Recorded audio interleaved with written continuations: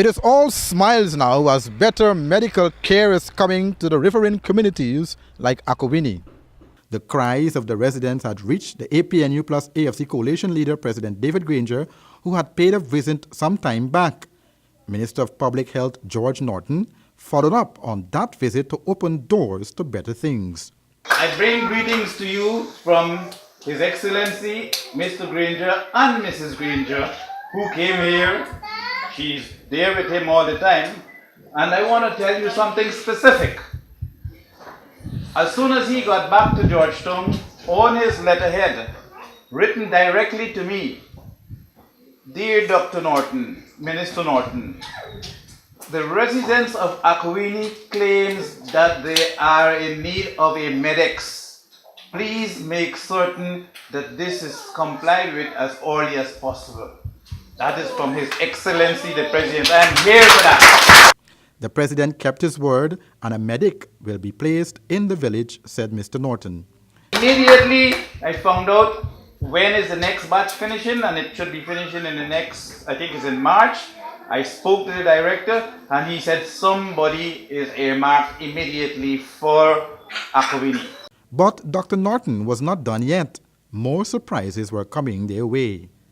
I want to leave here today with a name or two of your people who we must train, either as community health workers or as medics or as midwife from the village to come back and work in the village. Several social issues were also raised by members of the community, like teenage pregnancy and transportation for children to and from school.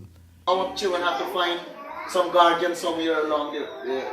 And in many cases, a lot of them dropped out. After a certain time, the guardian welcomed them with open hand, but after a certain time, it's pressure. You got to take care of the guardian, or fetch water for the guardian bathe, and you got to do this and other chores.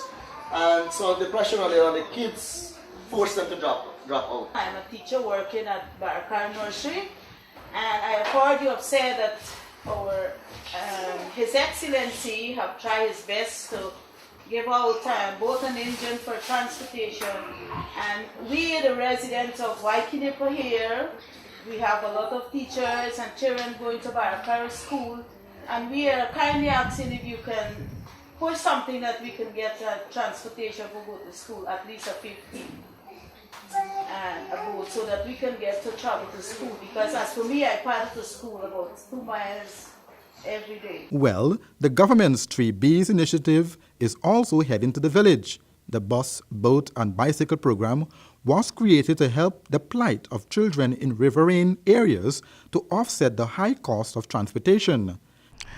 In the coming weeks, children will also benefit from basic items like textbooks, school uniforms and meals, which will also include breakfast. Pasel.